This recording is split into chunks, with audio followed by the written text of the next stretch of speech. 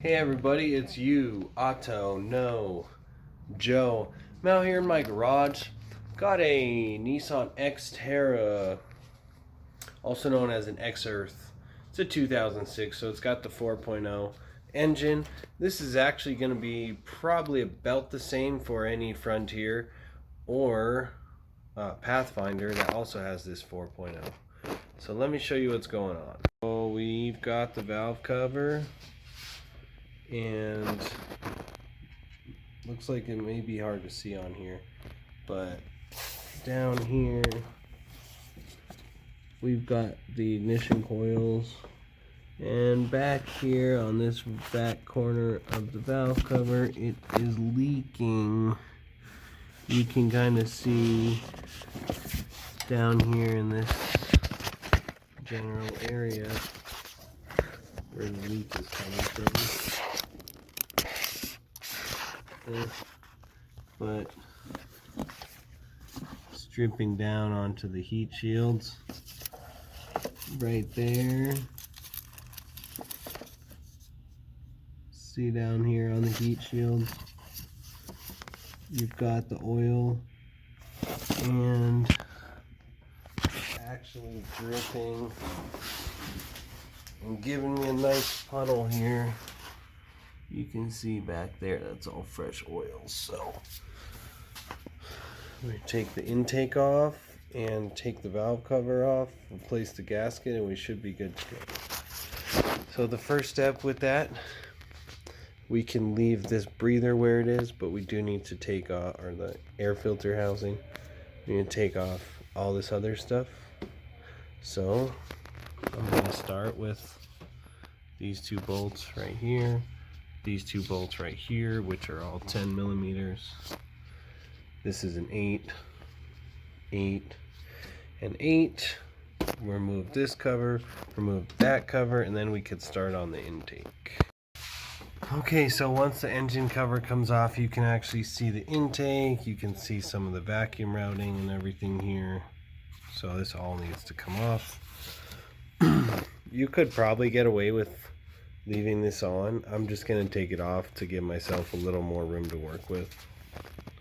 So along with the two 10 millimeters, you've also got this hose here, which goes down to this valve cover, which we don't need to mess with because this one's not leaking, just the one on the other side.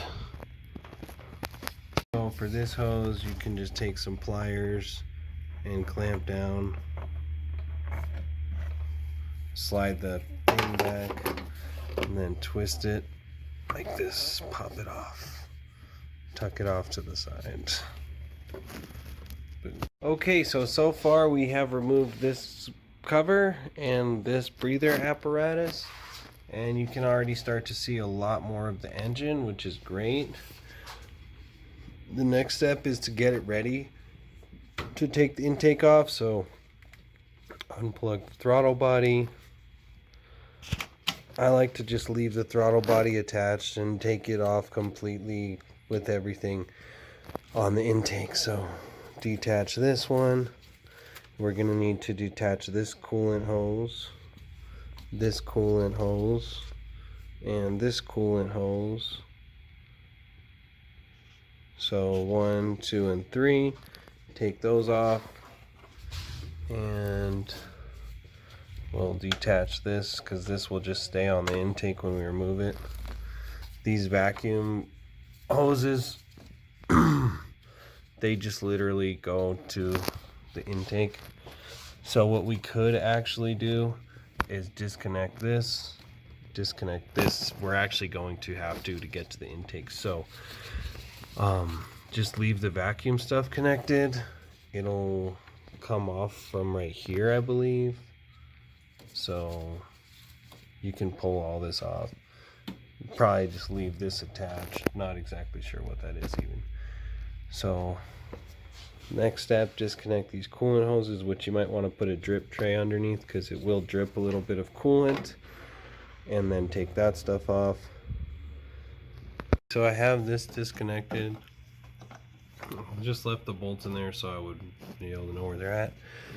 This disconnected. I had it tucked right here. Actually, this little hose here goes for this one. It will spill out coolant. This one didn't spill anything, and this one didn't really spill anything either. So as far as the rest of the intake goes, we've got a hose back here that's going to need to come off. And then it's helpful to get the wire loom out of the way, so you can unclip it down here.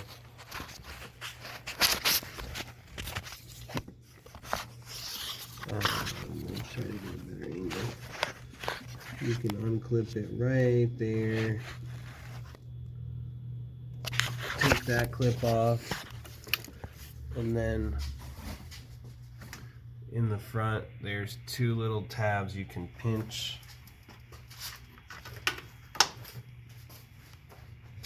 Let me show you how to do one real quick. You just go ahead and pinch it with the pliers, if I can do it. So pinch it in and then push it out back through.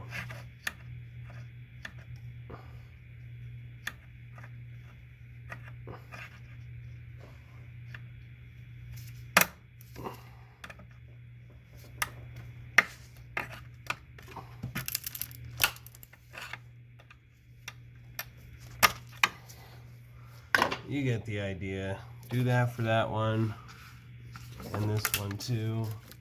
Okay, so we've got this hose disconnected. We've got the wire loom disconnected. There's just one more part all the way back here. Right here, you're gonna want to take a small pick or screwdriver, pry it down on this tab right here, and then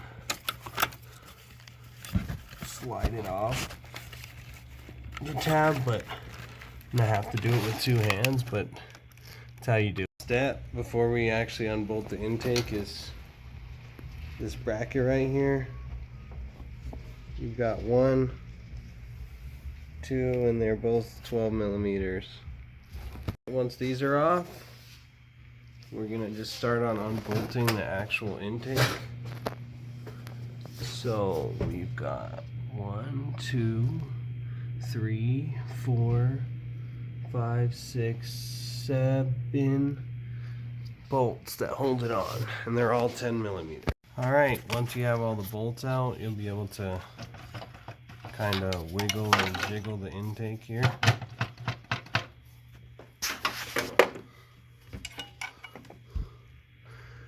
And then you'll be able to take it off. I'm gonna just see if I can take these off. No, see, I don't want to rip these because it's freaking late. So yeah, anyways, once you get to that point, just lift the intake off. Okay, so try to cover these holes up with something so that nothing falls in there while the intake is off. But basically, there's a few things we'll need to do before we take the valve cover off. Disconnect this hose, which is just a matter of pulling it, and this hose basically just connects two valve covers like a PCV type hose. We'll need to remove the not VTEC, but pretty much it's the VVT, variable valve timing camshaft actuator solenoid. And you'll want to take out the ignition coils. You have to unplug them as well.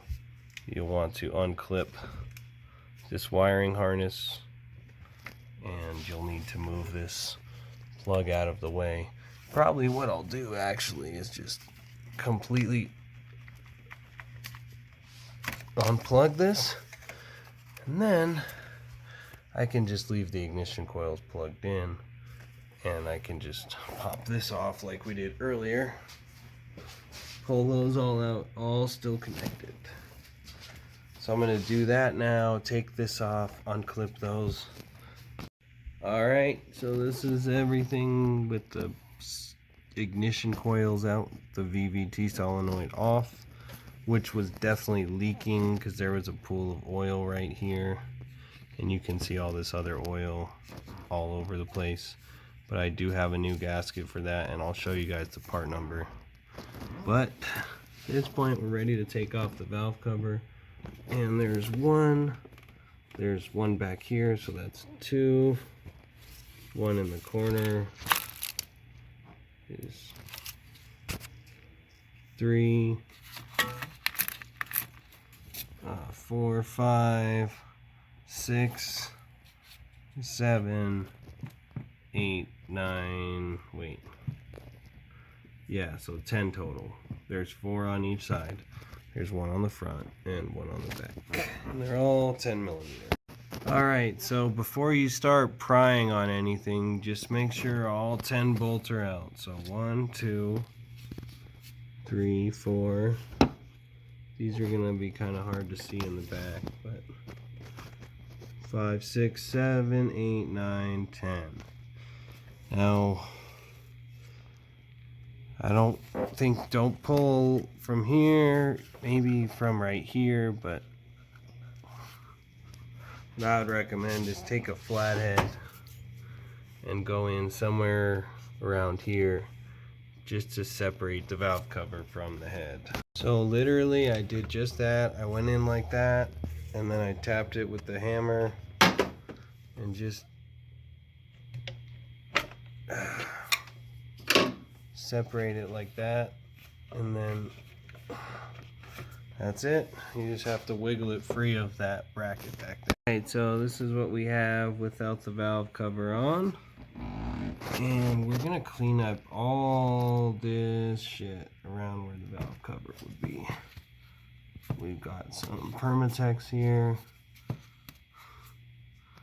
And we've got some more all the way around. So we're gonna clean all that up, especially like right here.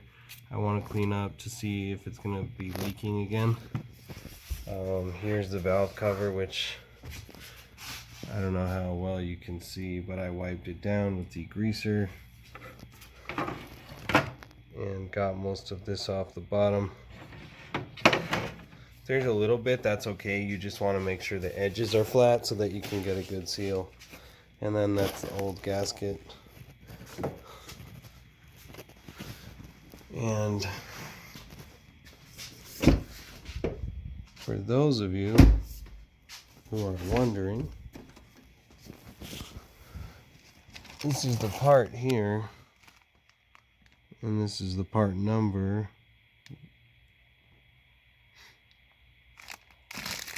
And it's from the Nissan dealership.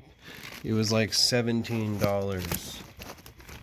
And if you get it from O'Reilly's, it was $32. And it came with both sides, but I only needed one. And so $17, which if you can get both sides and it's only like $2 difference, I would just say get it from the dealer. It's the original part. It's going to work a lot better. Okay, so as you can see, the gasket surface is very clean, and that's important. Try not to get any Permatex into the oil because it can clog up the oil galleries. And at this point, I think we're ready to reinstall the gasket with the valve cover. Alright, we've got our new gasket on. Definitely recommend getting it from the dealer because this fits perfect. We've got our gasket surface clean, so we're going to go ahead and put this on and tighten her down, and we should be good to go.